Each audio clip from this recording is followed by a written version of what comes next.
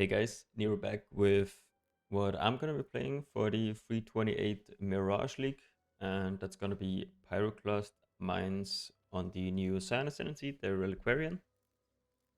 I've played this build before in Frisia 2.0 on the Polytheist Ascendancy. We can take a look here.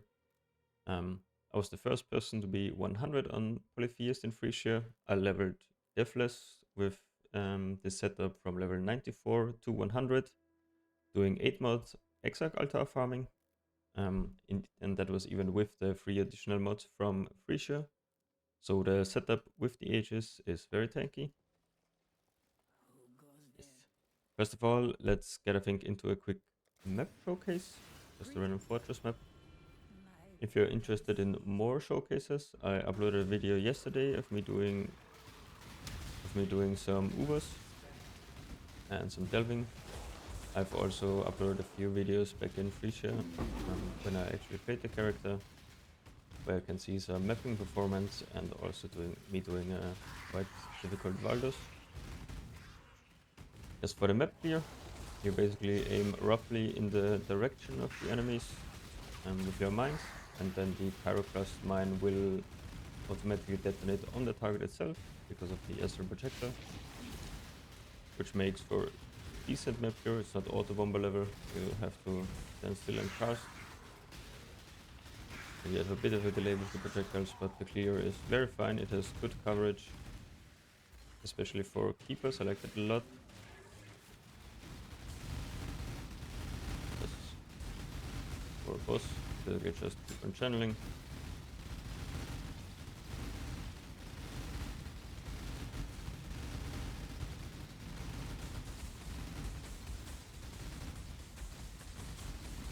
Want to dodge that because the extra speed reduction.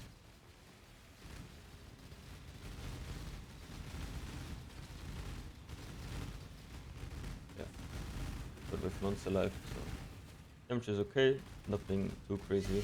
The character is built pretty defensively. But yeah, I do like that. Battle scrolls. So yeah, if you have want to see more showcases on my YouTube channel here, there is the testing I did yesterday with some Ubers, T17 map and Delve on 2K, which the damage is definitely not enough for. I also have like here some delving from Frisia and the map from Frisia and the map showcase on a rather beginner setup. This was I think on day 1 or start of day 2. I think it was start of day 2 in Frisia. Yes. Let's get into the explanation on what Pyroclast Mine actually does. So yeah, Pyroclast Mines is a mine, spell, projectile, fire, AoE, aura, and Nova gem. Very important for our build is the Nova tag, since Novas work with Astral Projector, which allows Nova spells to be cast at targeted location instead of you. Since Pyroclast Mine targets enemies when it explodes, when it detonates, the Nova will start at the enemy and then spawn the projectiles directly from the enemies, so you don't have to do any targeting with the mine itself. The targeting radius is pretty big, so if I don't know if you can show it very nicely, but these mines on the waypoint here would still target my character, so the detonation targeting range is pretty big for the Astral Projector, which is nice for coverage for some spread out stuff. It was very nice for the defending the fortress and the keepers. You could just spam mines into the middle all of the time and let them auto detonate. You can basically AFK for a minute or two. So very nice. Yes. Projectiles. Pyroclast mines normally fires 4 baseline projectiles, 3 baseline and 1 additional from the quality. With the Ascendancy that we get from the Reliquarian, which I'm going to talk about later, is we get another 2 projectiles baseline, so we start at 6 projectiles. If we take a look at the spread of the projectiles, if we detonate it manually, you will see the projectiles don't all land directly on the mine that it triggered. That is able with minefield removed. So you see they are quite a bit spread out. On average, on a single target, this is with 6 projectiles, roughly free hits. So you get always one hit baseline from the Nova. So this initial explosion also deals damage. This is one hit.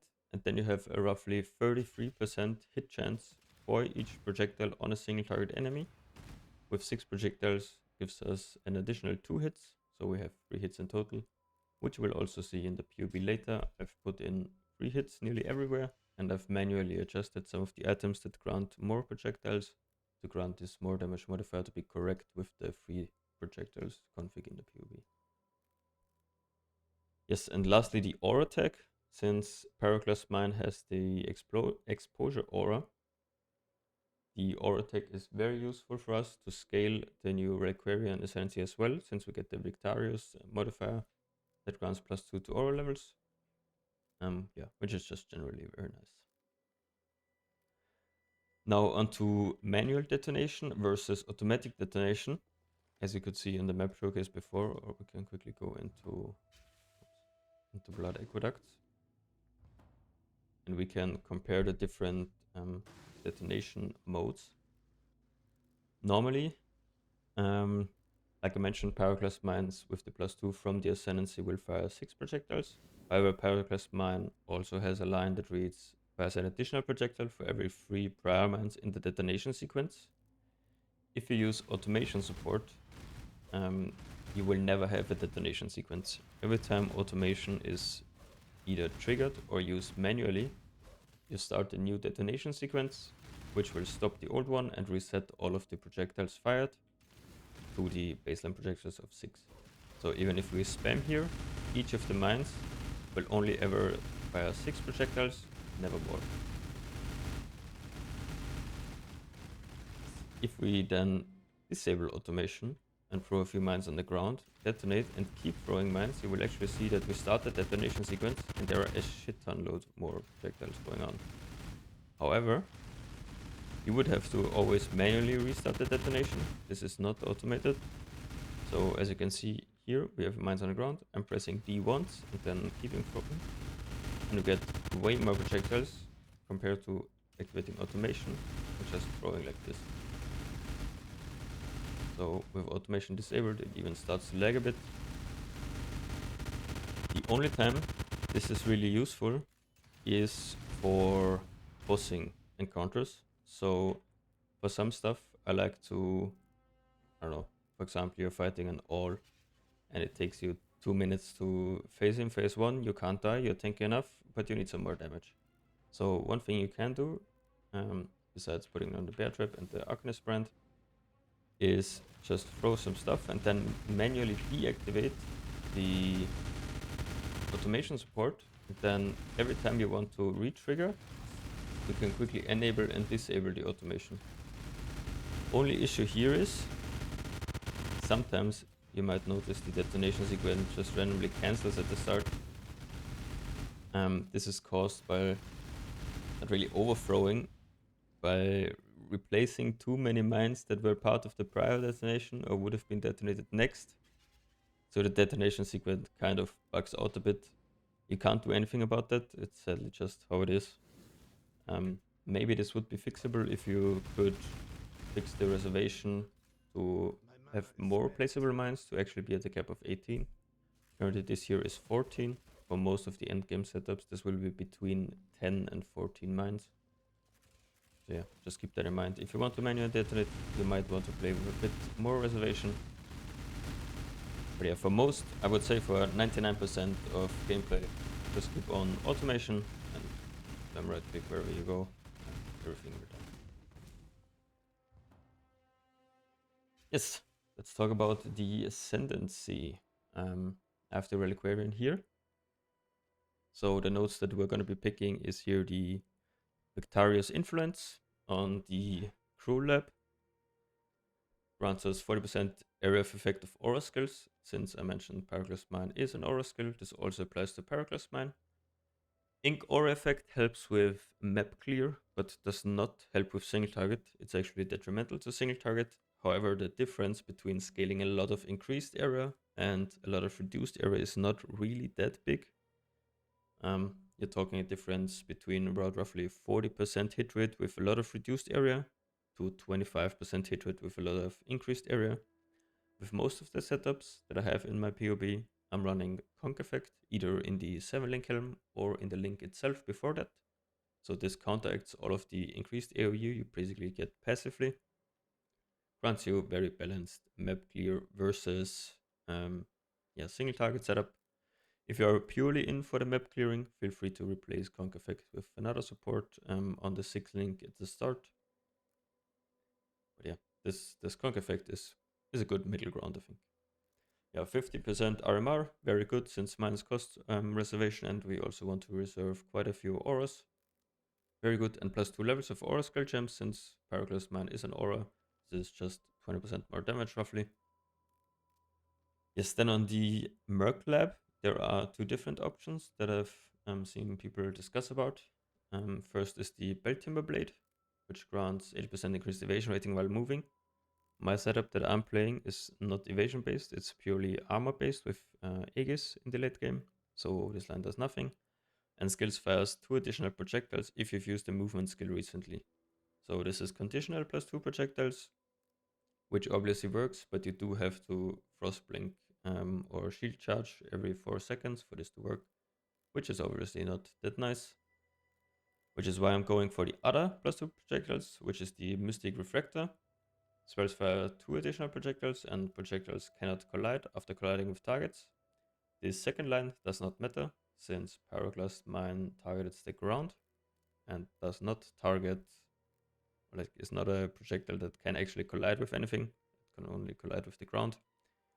So this line does nothing, it's just 2 more projectiles, which going from 4 to 6 projectiles is roughly 50% more DPS. So very, very good node. Yes, and then for the Uber Lab, the only real option is Astral Projector. So this is basically allowing us to drop the ring that I was wearing here in the showcase, the normal Astral Projector, for just another wearing. It also grants increased area of effect for spell skills compared to the normal Astral Projector grants Nova spells have 20% less area of effect, which does help with map clear, but is once again a bit bad for single target, but it's nothing big, no big difference to this one. Yes, I think that's all for the Ascendancy. Let's go into the PoB, and I will do a breakdown a bit of a few key, I don't know, I guess transition points that I have in the PoB right here. There are once again loadouts in the top right side, so please use the loadouts if you're switching between any of the gear stuff, gem levels, whatever. All of the loadouts should be configured correctly. They all have their own configs, so some stuff might not work if you mismatch some stuff, so keep that in mind. For leveling, there are an extra 2 trees here for the start of the leveling, so I guess we can go with these now. Yeah, for leveling, since we are Scion start, it's gonna be a bit rough, I think. Yeah, we don't really have too many great damage nodes at the start. My plan is to start out and go over on the right side, pick up all the spell damage and to Harrier, and then go left side up to the Fire Wheel. I will be leveling with Rolling Magma and until 28, and then from 28 on I will be leveling with, I think, Firestorm. To Crew Lab is my current plan. So Crew Lab is when we get the first Ascendancy, or the first node, since similar to the normal Scion, the first 2 labs only grant you 2 skill points. The first lab only grants you 2 skill points, so it doesn't really have any effect.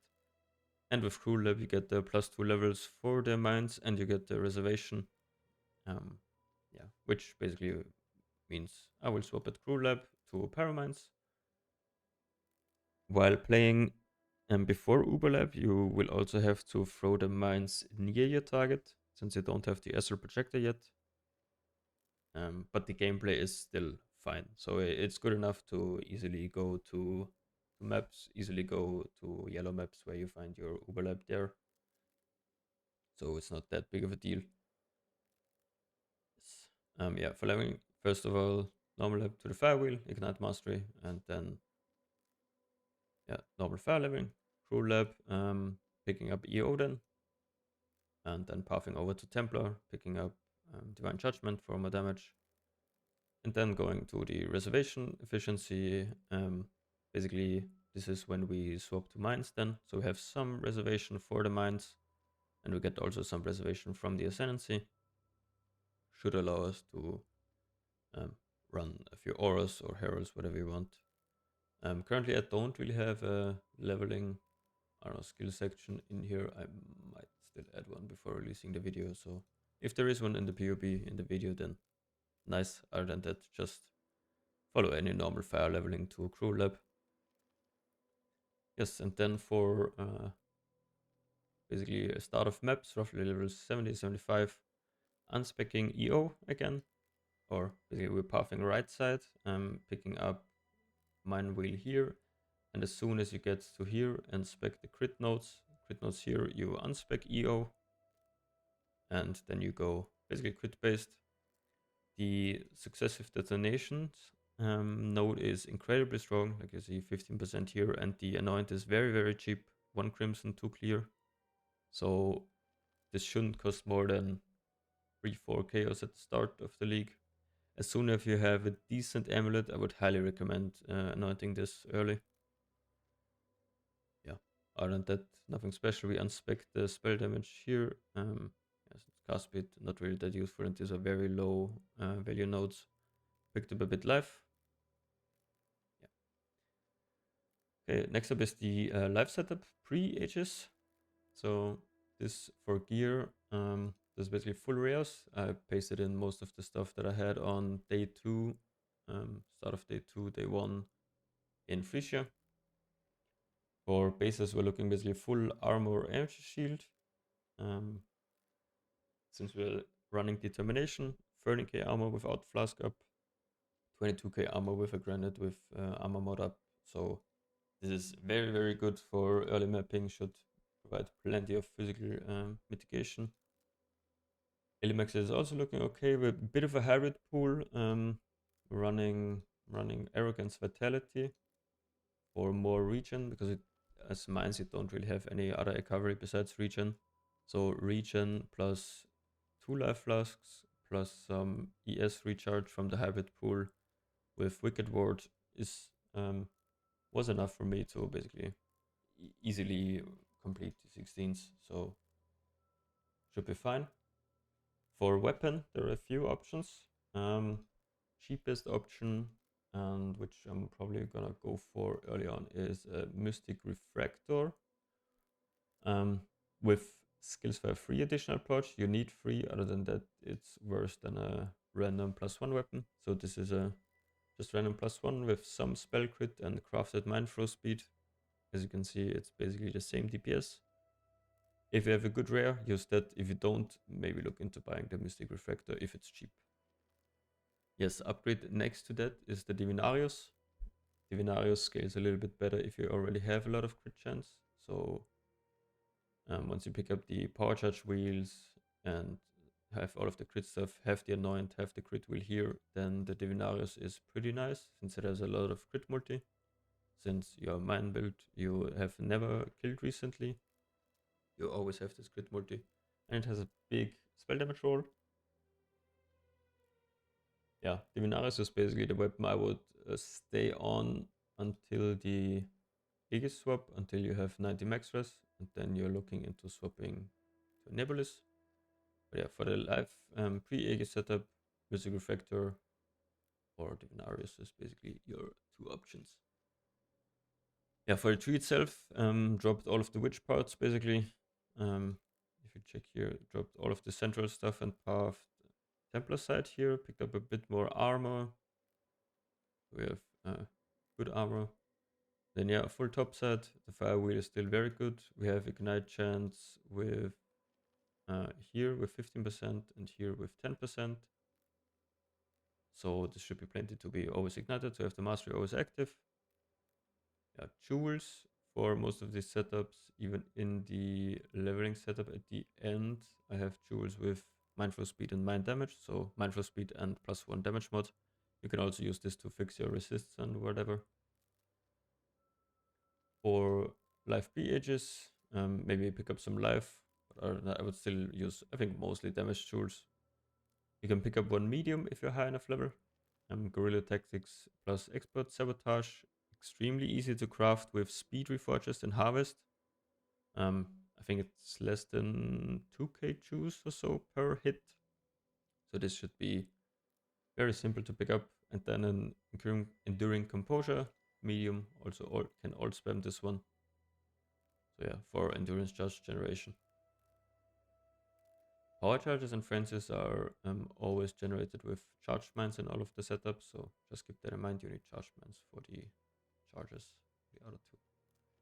Yes, Aegis Swap, this is where it gets a bit more interesting. We're swapping away from left side pathing out of the starting gate to right side, picking up some of the mine nodes here at the start, and the ES wheel. Rest of the top set tree stays actually pretty much the same. We dropped all of the life nodes for some ES nodes down here, for the hybrid armor ES nodes. Yeah, the armor, 42k armor is okay. You have, I don't know, with that, it's like 900 ES on block. If you feel like your recovery is not enough, I would click Wicked Ward and maybe look into getting a recharge roll on the chest if you're going to go rare chest. But I think without the tree printing Giga rare chests, Incandescent Heart is just a very good option, and you can look into getting a +2 Incandescent Heart for big damage. Yeah, for the gear, it's Energy Shield armor bases. This is also the gear I swapped to Aegis on with Infreesia. Some of the rares might be a little bit better, but we're not melding here yet, so there's a lot of too much resistance on this gear, so it can drop a lot of the resists. You don't need this much good rares. I would go for good prefixes on the armor ES bases rather than like the GG suffixes, since you have so much resistance to work with. For the jewels, Mindflow Speed plus Energy Shield or Mindflow Speed plus Crit Multi if you're looking for more damage. Maybe try to pick up some free mods with some generic damage if you can. Yeah, other than that, nothing crazy. You should have a Divinarius at this point, I think. The Nebulous does not make sense here yet, since you don't have 90 max red yet. You don't have the melding setup. Yeah. Then swap to the day 3 issue setup. This is what I would consider already pretty nice, and this is what I would consider the last state you should aim for before swapping to a 7-link helmet. So you have some good gear, you have a +2 Incandescent Heart at least, and we also have a replica of Dragonfang at this point. Depending on the price, you can get this a bit earlier. Yeah, and since we are Scion, we want to aim for a Natural Instinct Light of Meaning combo. If you feel like you need more tankiness, you can go for Energy Shield here, or for, I think there's an armor variation as well. If you want more damage, you can take a look at Fire Light of Meaning, which is roughly 20% more damage, but you lose 2k ES. So I just opted for the bit more tanky version. And then on the left side, we're running a Thread of Hope, a large one, picking up Glancing Blows plus Divine Shield and some decent damage nodes, and the Reservation Wheels up here. Very strong on the left side here. Yeah, we kept our black block without any other stuff, with just the 2 clusters here. You need twice Mage Hunter. The other nodes don't really matter. Just make sure that you have Mage Hunter on the in the front. And then we're running 4 medium clusters, Guerrilla Tactics plus Expert Sabotage. Expert Sabotage doesn't actually work in PoB. The 10% chance to be detonated an additional time, similar to the efficient explosive nodes, is just basically 10% more damage. I've added this here in the config, so this has 55% more damage, 15% from here, and then 4 times from the medium cluster. Yeah, and here we also want to swap to melding. So for melding, we need a lot of max res. This is why you will see a lot of max res jewels in here.